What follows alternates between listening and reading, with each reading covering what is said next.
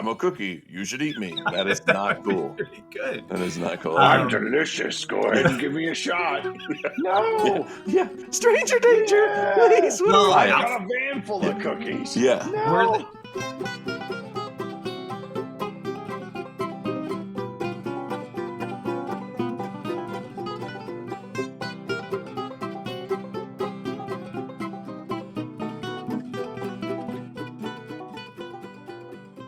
Have either of you like ever flirted with the idea of like foregoing meat entirely?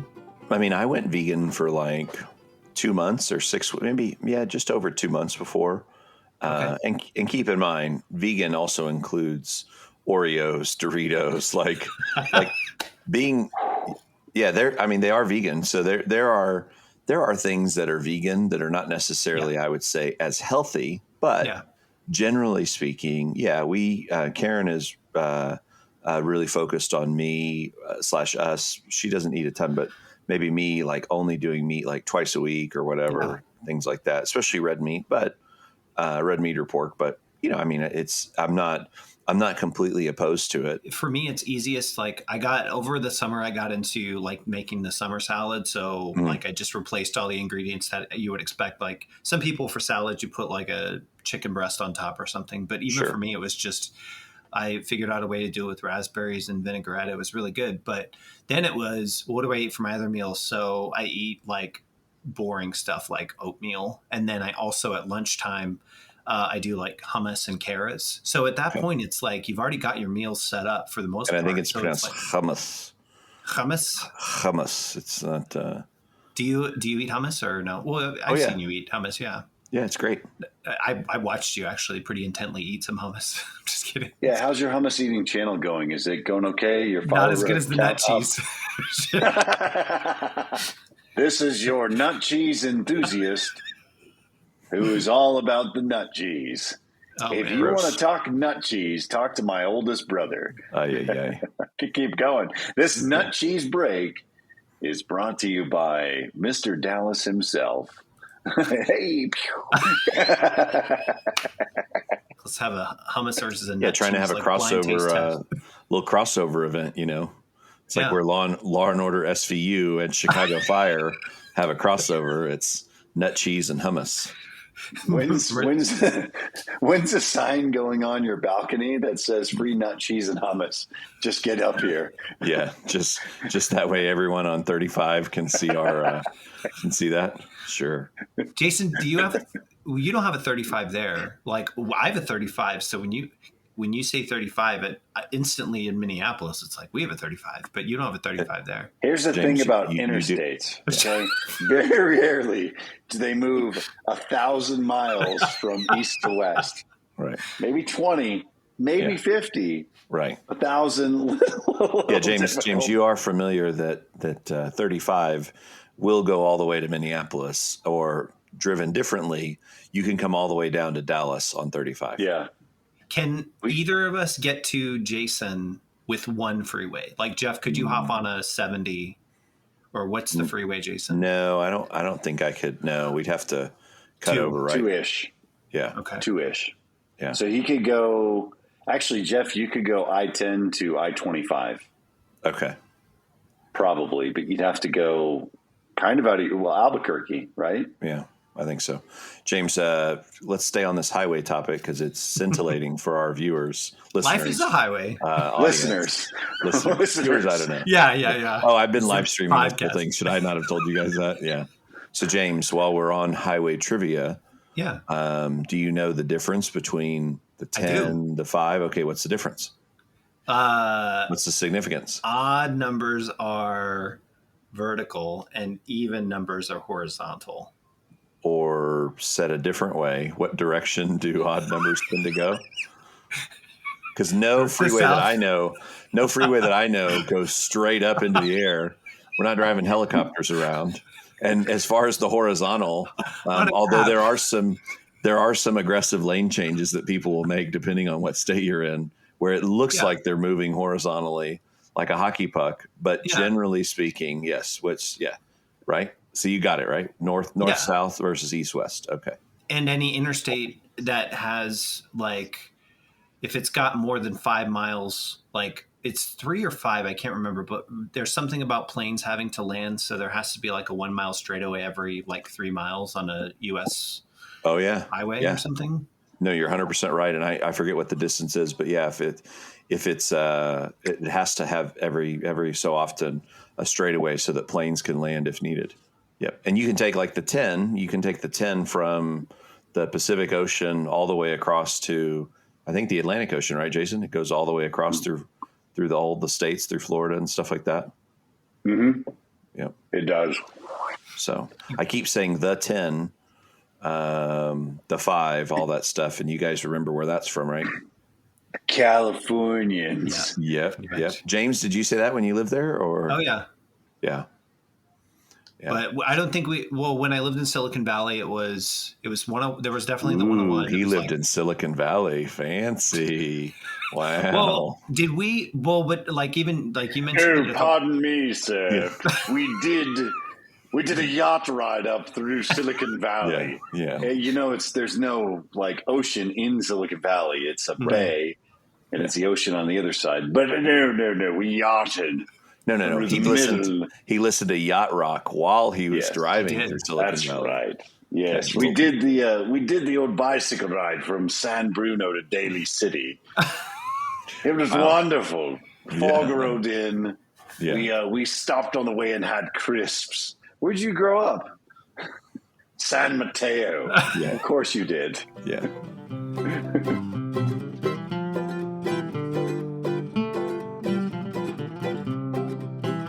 All right. So James, you were saying in the Silicon Valley, your fancy days.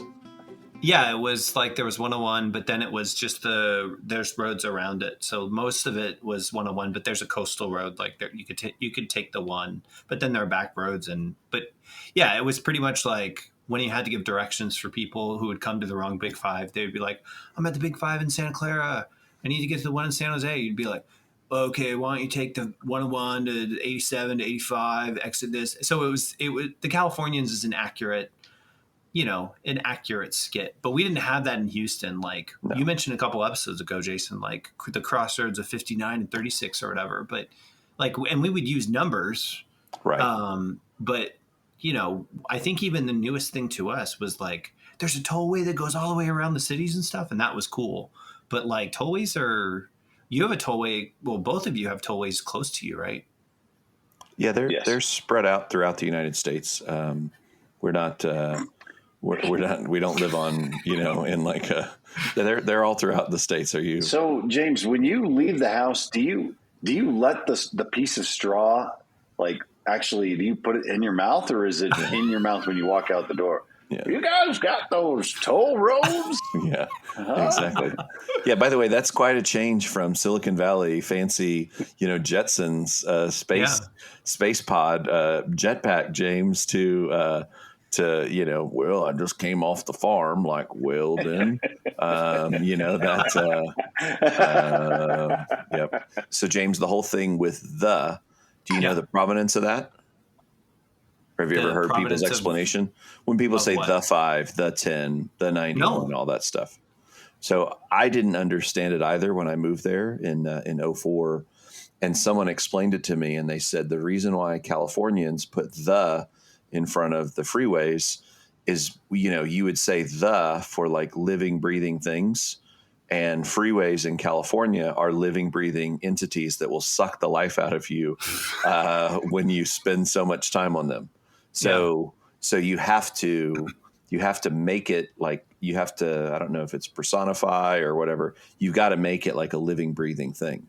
Mm-hmm. The other funny thing that always reminds me is, here in Texas, where, I live now and where we grew up, there's a thing called frontage roads. And you guys are familiar with that concept, right? It's an access road. Well, this is a very dated reference, but years ago, I had a coworker that had to come to Dallas to do some training, and he printed out MapQuest directions. And so for the people who are listening, all 2 of you, if you don't know what MapQuest is. Shout out, Dad. How's it going? Yeah. Hey, Dad. Thanks. Yeah, MapQuest was somewhere between Waze or Google Maps or Apple Maps or whatever you use today, and a actual physical map. Think like Rand McNally Road Atlas, a Thomas Guide for the people that are in California and some other places. But anyways, so MapQuest was you go on a website, you put in the your starting point and your destination, and you print out directions, right? Yeah. So this coworker printed out directions, and one of the directions says, take frontage road to this. Well, this dude was like an hour late to this training, and he finally, because he's trying to figure it out, he finally calls and he says, hey, I'm trying to find frontage road. And he's like, I can't find it. He was literally looking for a sign that said frontage road. And I said, dude, a frontage road is a thing. He's like, I know it's a thing. I can't find it. I said, no. It's not a specific thing. Yeah. Frontage road just describes any road that runs next to a freeway. And he's like, oh, dude, I'm going to get in so much trouble. I'm like, yeah, because you're a dummy. Because you don't know how to read MapQuest. Our frontage roads are labeled. Like we, for the most part here in Minnesota, we do have frontage roads. But the other thing I think that kind of distinguishes Texas from other, and not even frontage roads, but they have that kind of, I mean, they're the fastest sort of lane on freeway. It's pretty much like that. Oh, I mean, it's just that you have to merge on, and then you're literally right next to the exit or whatever. So they say there are 3 gifts from the state of Texas that are unparalleled that God gave to all Texans. Okay. Mrs. Baird's bread, Bluebell ice cream, and the U-turn lane. Oh, yeah. The U-turn lane. Everyone that goes there, they're like, I was kind of afraid the first time I took it. And then I got back to my crappy state roads and I realized what a brilliant invention. Yeah. Mm-hmm. And the whole thing was to just keep the traffic expedited and rolling and moving. Well, plus it helps when you're the largest state in the U.S., more or less, I think, besides Alaska. You're the one of the largest physical states, if not the largest physical state. Again, I don't want to get into a whole. So for you people that are, waiting to write in or email, I don't know. Again, if there were 3 listeners, at least one of them is going to take issue with my depiction of Texas being the largest physical state. So hold your angry letters, please.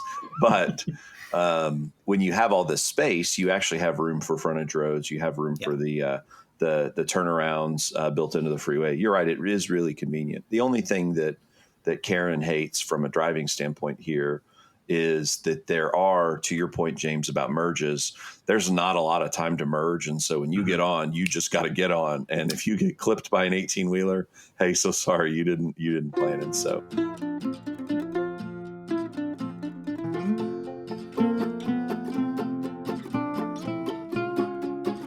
I started listening to this podcast called Business Wars. Very interesting. So I listened to the whole Nike versus Adidas one. I'm also in the midst of the Coke versus Pepsi one. Really, really interesting. And in the Nike versus Adidas one of the things that stood out was they were talking about the respective company cultures as it relates to athletes and the way they treat their star athletes. And so this guy said he ran a sports marketing agency. He said, he's like, I'm at Nike one day visiting and I'm meeting different team members, and I go in the room and I see this guy. I think the department this was called product placement.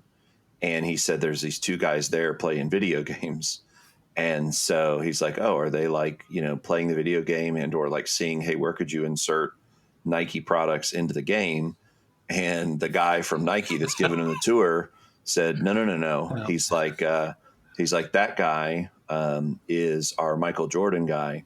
And he goes, well, what do you mean? And he's like, if Michael Jordan needs anything from Nike, he said, we try and get it to him. But if we need to, we have that guy jump on one of our jets and bring him whatever he needs, whenever he needs it, all that stuff. And so he goes, oh, and he said, what about the other guy? And he said, oh, that's the Tiger Woods guy.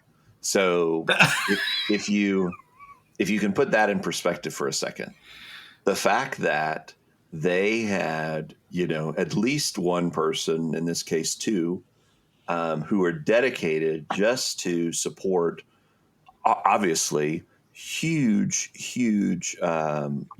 partners, endorsement, deals, whatever. That's pretty amazing. The fact that, hey, they've just got a person that go, yeah, that's the Michael Jordan guy. Oh, what does he do? Well, he just flies if we need him to and take care of that stuff. And so, but when he's not needed, he's just playing video games. Yeah. And so it's pretty amazing when you think about the scale of some of those businesses. And then you go, okay, well, like, what would an average person do if you had a guy or a girl, a person who you could call and say, hey, I need this. What does that look like? And so it kind of made me reflect on, all right, well, if one of us was in that position where we could call a big company that we were partnered with and have a person, what would that person do? So James, you're in that position, let's say that at some point in the future, Nike decides to, sponsor, e-scooter, e-bike, musicians who paint. What would you need that person to be able to do for you on the fly? I love having these conversations, and I think that home base has always been the best place for me. But because I spend so much of my time here and because I'm locked into a routine, I would just want that person to essentially come to my house and show up with like an agenda to say, you need a vacation, you need to take a break. And I'm literally, trusting wherever they take me. And like, I'll have like a go bag basically. So they would be like your Farnsworth Bentley to your Puff Daddy, if you will. Yeah, exactly. Or I think it'd be cool, in some respect of just like, if we put, let hypothetically say it was $10 a week to have this person on retainer, and you just put $10 a week. And then someday you say, I need a vacation. You call this person up and they say, you have $5,000 in your nest egg. Let's go on a road trip for a week. We'll go hot air ballooning one day. And then it's just the surprise of just like being able to do it. So you're in that experience, but like, yeah. So, and yeah, of course we'd probably like goof around and like play video games and stuff, but that would be what my person would essentially do, is to be like, you need a break from yourself, James. And then it would be a week, but then I would take that experience and be like, man, A, I don't have to plan it, which is great, but B, I come back to this story and be like, this is all the cool stuff that happened. So you want a concierge / party planner / personal assistant / accountability partner. So that's what you want, right? Yeah, for sure. I gotcha. I think as adults, we essentially are now in a position to afford essentially whatever we want. So if we want it bad enough, we'll get it. Like, we don't have to worry about birthday or Christmas presents or anything like that. It's pretty much just, hey, this is how not the money, but this is how it works out. So.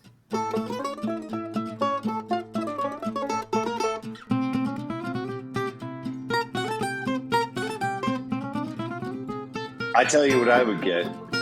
I would get the greatest babysitter / nanny, Mary Poppins. Okay. And I would say, children it up. Go ahead. Because for me, the one thing about children is they pop up at the most convenient times. Sure. And the inconvenient times. And they say, we're going to get into everything that's important and sacred to you. So I think if anything, it'd be an activity buddy, right? Or activity buddy. Oh, yeah. Someone that could sort of, you could call and say, I need to be free. So similar in that same sort of vein, James, but then going, you know what? Why don't we go do this? And they're the ones that suggest all the ideas. So what I would like is someone that can find things that are no longer made. I'll give you a couple examples. I would love for someone I talked about this with a coworker yesterday, a hypercolor t-shirt. I loved a hypercolor t-shirt. Yeah. Now, hypercolor super. Yeah, there were some fashion choices that maybe, jams, probably not Ocean Pacific jams, they're like long Yaga short. shirts. Yeah. What's that? Yaga. I don't know what Yaga shirts are. Stussy. Massimo. Stussy. Yeah. Massimo. Yeah. But hypercolor had a real moment where I still don't know how it works. I know it's like temperature, I know how it works. Sensitive fabric, Yeah. But anyway, so I would say somebody that can find and or produce things that no longer exist. Yeah. Karen loved as a kid. She loved undercover bears. So, do you guys know what undercover bears are? It's a bear that's sewn into the bedspread. Is that Oh, right? that sounds weird. No, that's not. There's Like a stuffed bear. no. Undercover bears was oatmeal. So it was Oh oatmeal that yeah. when you put the hot water in, the bears would appear kind of from the little clumps of oatmeal, right? Because they're little jelly bears. Yeah, yeah. I guess so they've obviously been discontinued. They have something called dinosaur eggs, which I Yeah, guess are yeah. similar. Yeah. But that's what so if I had somebody on retainer that could get a hypercolor shirt, Yeah. undercover bears, that mega jolt cola that we talked about before. What did you have, James? You had was it Hubba Bubba soda? I think that you The bubblegum soda. yeah.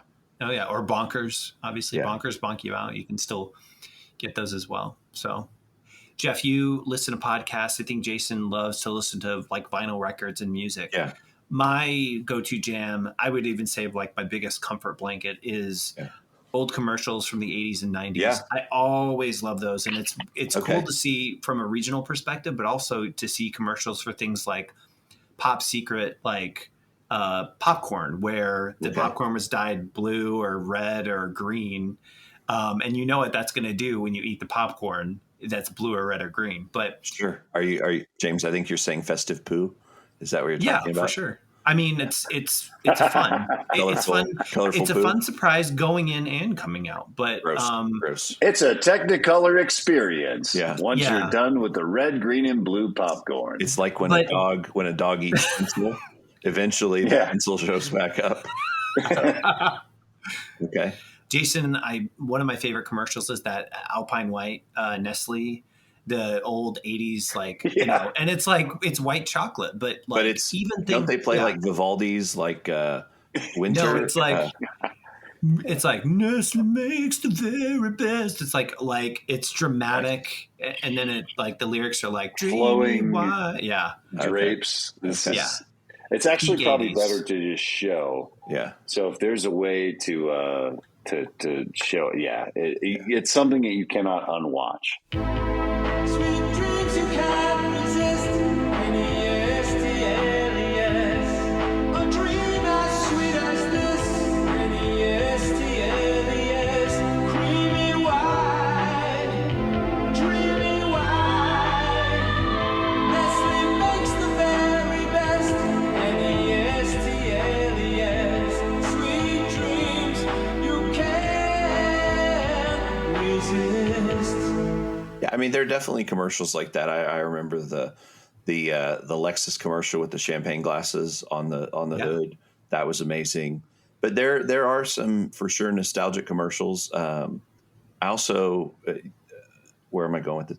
The Saturday Night Live. I used to have I think it was a DVD or maybe even a VHS of Saturday Night Live Goes commercial, and they had all of the SNL commercials. So the Adobe car, which was fantastic. Colon Blow. Yep. The Change Bank. There are plenty of funny parody commercials, but to your point, just some of the commercials. I mean, the Micro Machines where I can't remember that actor, that announcer's name. That was right. That guy? Yep. Talking fast. And he's like, I am so good I could talk backwards. I think his first name's Lewis. No, it's John. It's John something, I think. Oh, John, I think it starts with an M. But, there's some really, really funny things that, the Hungry Hungry Hippos commercials. There's a lot of that stuff. Crossfire, yep. So then it's like, okay, and I don't know about you guys, but if you, watch things online, you can pay to have no commercials. And so there are a lot of things where, I haven't seen a commercial on YouTube as an example in a long time, but are there still plenty of like silly commercials that are out there, or are commercials like really straightforward? Because when I watch regular TV or stream it, I should say, most of the commercials are either about food or medicine. and amazingly, they can give you some of the same side effects, nausea, violent diarrhea, social anxiety, all of these things that are real side effects. So my thing is, what happened to the fun commercials? Like you said, have the all the candy where your tongue turns a different color because even now, Karen, if I bump into her accidentally, and let me preface this, I don't shove my wife around, but she'll say, "Don't push me, push a push pop." And so, there's something there, but anyways. Chia. Yeah. It's now, unfortunately, it's an attention game. It's the first 5 seconds. And if you're watching on YouTube, you're going to get 5 seconds and you're going to know, like, in the first second, if you're going to hit that skip ad button.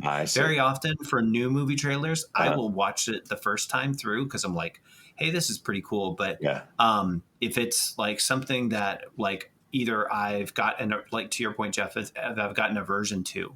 Yeah. But if they pre-rolled like 80s ads, I would literally be like locked in. But sometimes on those, like, I'll watch a 20-minute VHS transfer of like just commercials of like, hey, this is, Fox's premiere week in 1987. And it's like, there's a 2-minute Cat Fancy magazine commercial. And at the end of it, they interrupt with modern commercials. And it's like, I can't get back to the old school commercials. And it's like, to me, it's just more like probably feeding why I'm driven to advertising and marketing in the first place. Mm-hmm. But I would say, Jeff, from what you described, and maybe even, I would say Jason to a lesser extent, but Jeff, man, I just want I want to find somebody who, like, when I think of an idea of like, man, I really want these the Chewy Dips granola bars where they have the chocolate dip. Kudos is what they called. Okay. They don't have Kudos anymore, but if you said, I really want Kudos, you can find somebody who's just whips it up in their kitchen, or like, it just sounds like you need somebody to go to like Goodwill or Salvation Army just to be like, okay, I found this thing. I would say, for, again, maybe now we have 5 listeners. The map and highway conversation was so scintillating that they told someone else about it. So the 5 listeners that are listening, I would just say, as a matter of public safety, I would not buy food from Goodwill or the Salvation Army, especially if it's from the 80s or the 90s.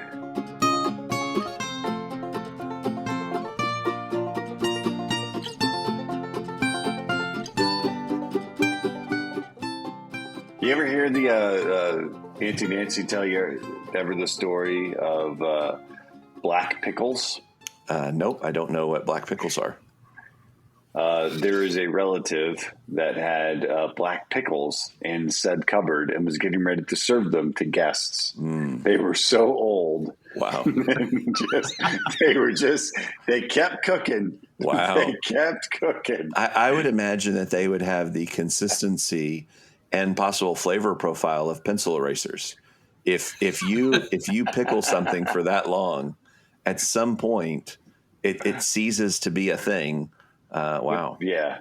When they opened it up, all they heard was, "It's been 84 years." Like, right on. Is that a Titanic joke? Yeah, that's the Titanic. That's the lady from the Titanic. Wow. Yeah. That's great. So, I mean, it's unfortunate, but could you imagine had someone not been there to intercept and be like, "Whoa, what are you doing? You're going to serve them." Oh my gosh. Kid that was here last week decided to serve the younger cousin popcorn and orange juice. Oh yeah. That was a fun one. Popcorn and orange juice. There's a point where me and Dad lived with our aunt and my cousin Matt. Yeah. And one morning Dad was at work. Just really quick, James. He's also our cousin. So I don't know if you know this, but thanks. But you and Jason and I are actually related. We're brothers. Yeah. So by proxy, when you say my cousin Matt, you could also say our cousin Matt. But my cousin. Yeah, let's not get possessive. He can be your cousin more than Jason and I's cousin. But just a reminder, We are brothers, so keep going. Okay, so I get more ownership because I also failed him as as a cousin myself. So one Saturday morning or Sunday morning, Dad was at work or something, and Matt and I were just hanging out. We woke up and we were like, man, we're hungry. We're ready for breakfast. We thought they were going to be back before breakfast time, but then I think Dad called and said, I'm not going to be back or something. So we're playing video games, and then he's like, Matt's like, man, I'm hungry for breakfast. But we looked and we didn't have any breakfast food. No cereal, no undercover bears, no dinosaur eggs. We didn't have any of that. What we did have was microwave popcorn because I worked at Blockbuster. And we also had a half gallon of like Tropicana pure premium orange juice. So not from concentrate, it was the good stuff. So me thinking, well, like I ate popcorn at Blockbuster, so maybe we could just have some popcorn for breakfast, play some video games, and then I served Matt a cup of orange juice. And so he's drinking the orange juice, eating the popcorn. After about 30 minutes, maybe it's the video games talking. We were like probably playing a racing game or something. He's like, I don't feel so good. I was like, oh, are you okay? And then basically without provocation, he just goes and threw up like this orangish, like kernel filled, like it wasn't vomit because it wasn't like substantial enough, but it was. It sounds like vomit, by the way. It sounds like vomit. Yeah, that's pretty much exactly what comedic vomit looks like. It's just but it wasn't violent. Orange goo. Is a good word. Yeah. It wasn't what in it? Violent. It wasn't like. I thought you said there wasn't like, bile in it. I was like, well, I don't know what the consistency of what he expelled. There's bile, yeah. Yes, okay. It's still something that if you ask him about it today, he's like, I did feel better. After I got it out of my stomach, I felt much better. Yeah, he moved right on. He didn't even like, there wasn't a sort of like, oh, like I still need to throw. It was literally like the one. Well, orange juice is one of those things that, they say, right, don't brush your teeth and drink orange juice because it's just like drinking battery acid. So, yeah, the popcorn and orange juice, that's a strange combination. Yeah. So, I mean, probably the butter in it. Yeah, the butter, the oil, all that stuff. Probably not a good combination.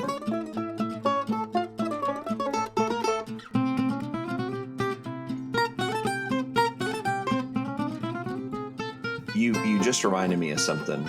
So cereal, and I was reflecting about this the other day, and I don't know if I've mentioned this to you guys before. If I have, bear with me. As I've gotten older, I tend to repeat the same stories, just like every other old man. Is the idea of Cookie Crisp more exciting than the actual execution of getting Cookie Crisp? So just, again, as a kid, you see a commercial or you see it on the shelf at the grocery store within eye level, right? Because they deliberately put the Cookie Crisp low right in the kid's line of sight. The muesli, the grape nuts. What is going on? Are you hearing my thunder? Oh, you've got thunder in the background? Yeah, sorry. Okay. Maybe it's the grape nuts executives knocking down your door. So you're a kid. You like chocolate chip cookies. You like breakfast cereal. So what could be better than chocolate chip cookies as breakfast cereal, right? Yeah. It's a powerful concept. And I don't know about you guys, but I remember really wanting Cookie Crisp as a kid. Mm-hmm. And I want to say at some point, Mom and Dad let me or let us get Cookie Crisp. Mm-hmm. It was highly disappointing because chocolate chip cookies, while great, it's really not that much fun to eat a whole bowl of them. So I'll just put that out there. What do you guys think? It would be better, my opinion is, it would be better if they actually had cookie personality, but they don't. What's a cookie personality? I don't know. Well, like it crumbles when you take a bite out of it, or like it's soft, or like there's a hint of vanilla, or like you can feel the chocolate chips are if they're hard or soft, or that sort of thing. If the cookie's warm. So you're talking about flavor, consistency, stuff like that. Okay. And what I think but personality is a strange choice. Well, but also because, when we were sold Cookie Crisp, it was that dog and the robber and then the cop being like, oh, you're right. So there was no, like, obviously they're not going to, like, what am I trying to do? I'm making the symbol that Jason used to trick us with all the time. Look here. But no, they didn't make the cookie talk. They weren't like, I'm a cookie and I'm Cookie Crisp and you should eat me. Like, No, please never put out a commercial. I'm a cookie. You should eat me. That is not cool. Pretty good. That is not cool. I'm delicious. Go ahead and give me a shot. No. Yeah. Stranger danger. Stranger danger. Yeah. Please. Well, Here. Hi. I got a van full of cookies. Yeah. No. Were there any cereals that talked? I mean, there were mascots that talked, but like I would be freaked out if Tony's like, they are great, and then like the Frosted Flakes like, yes we are. It would be weird. Frosted Mini Wheats. Oh, that's right. Oh, And the the Cinnamon Toast Crunch too, right? Remember that tongue guy with the? I'm sorry to make the motion. Oh but man, it's I am so glad this is audio only and not video because we're recording video, so we would be down to poor Malto meal. Yeah. Their bag cereal that's just as delicious. That's 3 times like as much. Yeah, with that guy shuffling, it's like There's a Malto meal thing. Okay, you were talking about where they put the cereal, and Malto meal always had their stuff on the bottom because it was it's like cheap it as comes in 5-pound sacks. You know, next to it's a sack of barley, a sack of flour, and a sack of Malto meal. So yeah, and the assumption is hey, you're like a half a step above kitty litter, okay? But then you actually eat it and you realize it's actually not that bad. But right? you hear what's happening right now? That is the Malto Meal Company pulling their sponsorship of our program as we speak. Wow. That's crazy. That is crazy. Wow. That is wild. Yeah, that is. If I lose power, it's that is the help. Yeah, the Malto meal guys shuffling to get me. Yeah. If Malto meal uniformed paratroopers kick in your door, James, we'll know that we've made the wrong move. Well, my gosh. And to be fair, not everything that you buy in bulk is low quality. In fact, there are plenty of things that you can buy in bulk that are good quality. On average, though, when you're buying foodstuffs in really massive quantity, the quality is sometimes suspect. So again, not to say, again, that if they have, 25 pounds of lobster or caviar or whatever, I'm sure it's amazing. But 25 pounds of cereal is not going to be the highest quality. I noticed that both of you dodged a big bullet, though. Uh-oh. Well, why are we not talking about the real cereal elephant in the room? Which would be? Well, the cereal that you love, but then makes you have to go and see a dental professional afterwards because... Cap'n Crunch or Cocoa Puffs? I don't have an issue with Cocoa Puffs. You have a Cocoa Puffs issue? Well, so this is a really bad... Deep in the childhood repositories of my brain. Wow. I remember. It's really baked in there. Okay. I remember hearing a bowl of Cocoa Puffs and a cigarette being lit at the same time. That spoon hits a Corel bowl. Yeah. You know there's some Cocoa Puffs being eaten. Yeah. And then you hear that spoon clink a certain way, and then you hear click, click. And then you look over and you go, I'm sorry, but how the fuck are you smoking a cigarette when you're eating a goddamn bowl of Cocoa Puffs? Wait a minute. Hold on. Mid-bowl or afterwards? Mid-bowl. Oh, yeah. Or Cocoa Puffs are just floating in the abyss, coloring the milk. And it's just like, I'm sitting there as a young kid, and I'm like, you gotta eat that. And it's like, I'm gonna finish this first, and then I'm gonna eat it, and then Okay. So Cocoa Puffs didn't have a roof of the mouth issue, but it's okay. No, but Captain Crunch definitely. Again, lovely people at is it Nabisco, Hasbro, some kind of folks that make Captain Crunch, right? Hasbro. It's got to be General Mills or General Mills. That's right. Yeah, I don't know. So. We do have. Are you saying that Hasbro never made a cereal? I'm barely certain. They probably did, actually. James can look up. It's some kind of. I know it off the top of my head. Is there really a Hasbro cereal? No, they franchised. I'm sure there's a G.I. Joe cereal, but they the majority of it, because I have a whole thread I did on Twitter a couple weeks ago that's all about like the franchised cereals. And I basically look over several dozen. Ralston Purina was the main brand that did it. But there's like a Barbie cereal. Okay. There's obviously C-3PO's Mr. T cereal. Those are all the ones we know. I'm sure there's a G.I. Joe cereal. I just cannot remember for the life of me. Okay. But Hot Wheels. Yeah. And Barbie, I'm sure that they've done something. Okay. Yeah. So there's a Barbie cereal. So General Mills, right? Or whoever makes Captain Crunch. Quaker Oats. Quaker Oats also makes it, or they are the maker? Quaker Oats. No, it's them. Quaker Oats is the one that owns Captain Crunch. But lovely people at the Quaker Oats organization. Yeah. But if their mission was to not rip the roof of your mouth open as if you had just eaten a bowl of sandpaper, broken glass, and thumbtacks, if that was not their mission, or rather, if it was their mission, they are wildly successful in that. Because as much as I love a good bowl of Captain Crunch like everybody else, the pain and suffering that you have to endure afterwards dentally just doesn't feel right to me. I just don't. I don't know. And then they've got all these things. It's like, oops, all berries. You've got peanut butter this, all this. Like all the varieties of Captain Crunch. Like, are people asking for more? Like, are they saying, yes, we want more ways to rip the roof of our mouth open? So. Yes. And I can confirm, because we are Costco members, Mr. Silicon Valley. Is there a Kirkland brand roof ripper-upper mouth thing? Oh, okay. We call them pain bites, actually. It's actually a test your own blood kit. And you just eat, taste your own blood kit. Excuse me.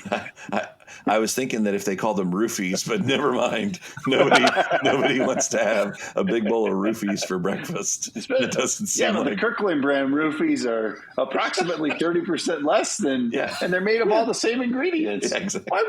Why would you buy roofies anywhere else? Just buy them at Costco. Can you imagine the type of people that they're like sampling roofies? Yes. Kirkland brand roofies in Costco. You walk around.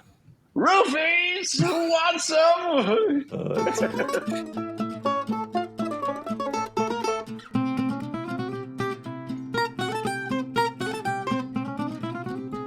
Thinking back to your Captain Crunch, it's always there's that duality of you pour yourself the bowl, you know the torture you're about to put yourself through. Yeah. So when you finish, you're like, oh, like, am I good enough to go for a second bowl? Like, and you can know, like medically, are you able to? Medically, Are you able to, because you know the benefit of, oh man, I could go for bowl number 2, but it becomes this kind of endurance test of like, can my mouth hold up to it? And then you're like choosing your cheeks strategically to be like, I'm going to bite over here, bite over there, that sort of thing. PB Crunch from Captain Crunch is bad. Like it's really, really good to have that. Or I said it was bad. Captain Crunch to PB Crunch is bad. But in that, like at Costco, you can buy all 3 bags. It comes in a pack. So you get Captain Crunch, the OG, Crunch Berries, and PB Crunch. Okay. So it's not Oops All Berries. Okay. But between the 3, the least painful is definitely the peanut butter crunch. Like that's because it's coated in the peanut butter, and so your mouth is it's almost like a cauterizer, if you will. So your mouth is like peanut butter cauterized, and like this isn't too bad. And then then by the time you go for that second bowl, you can't because your mouth is like and it's almost like you poured like a wax candle down your throat or something like that. It's just too much peanut butter. Yeah, I wouldn't pour any wax candles down anyone's mouth or throat or anything like that.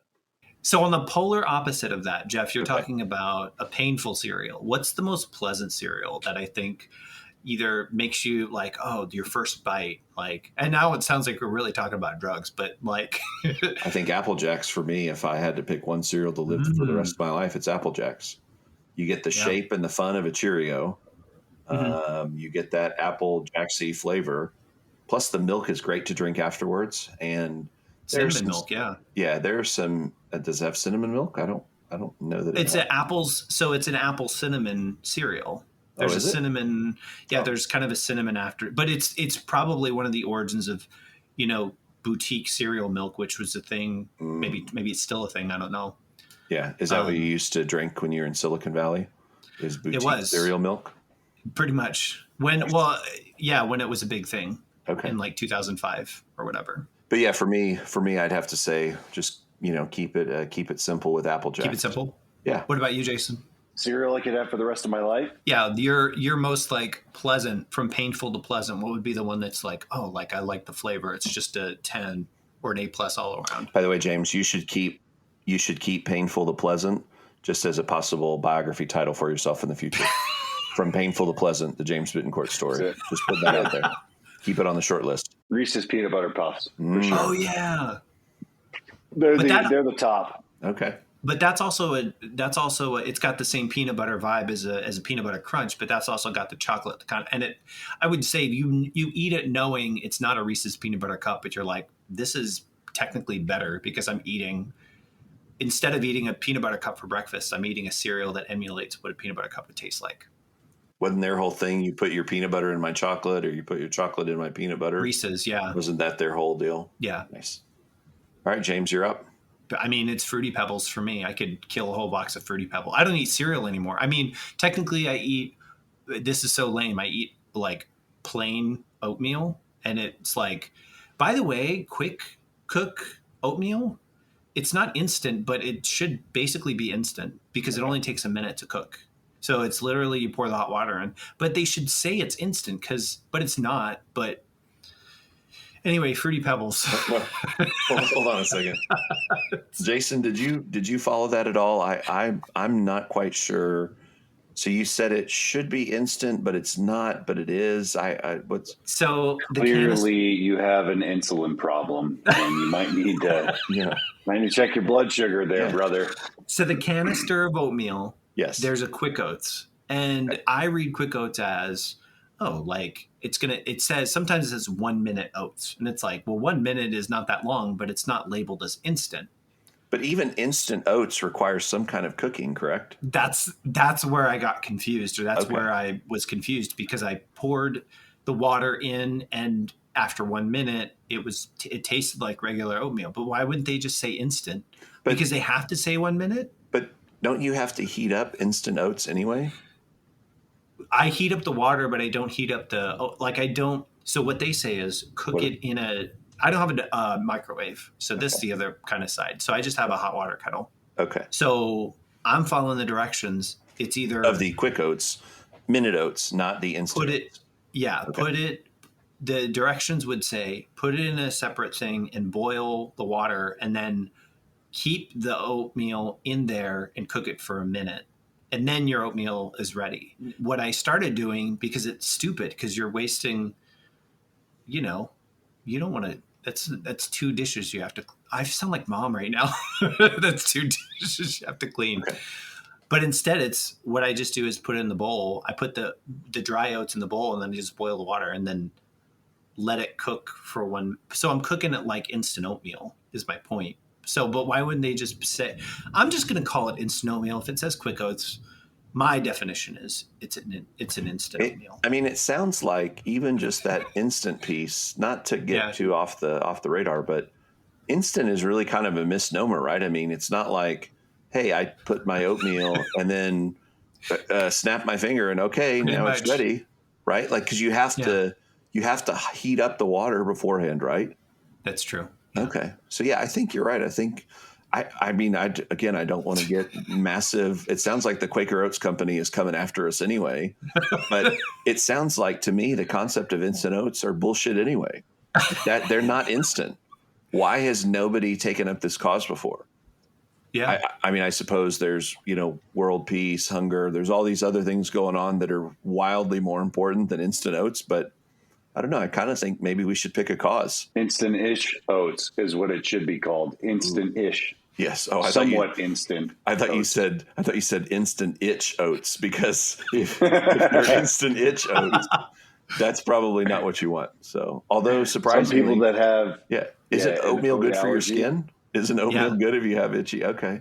Instant shit oats. Sometimes if you've got, I have an aversion to spelt wheat, and wow. Well, I didn't realize until I was on the camping trail 2 miles in. The Smelt Wheat Farmers of America are currently firing up their typewriters to send us a strongly worded letter. We will Right. Yeah. get you. Not appreciate